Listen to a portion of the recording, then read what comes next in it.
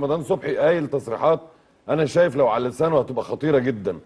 بيقول لك جمهور نادي كنت العب باسمه سابقا من قبل المباراه هتافات شتائم بامي وابي، ندمان اني كنت في يوم من الايام العب وسط هذا المستنقع.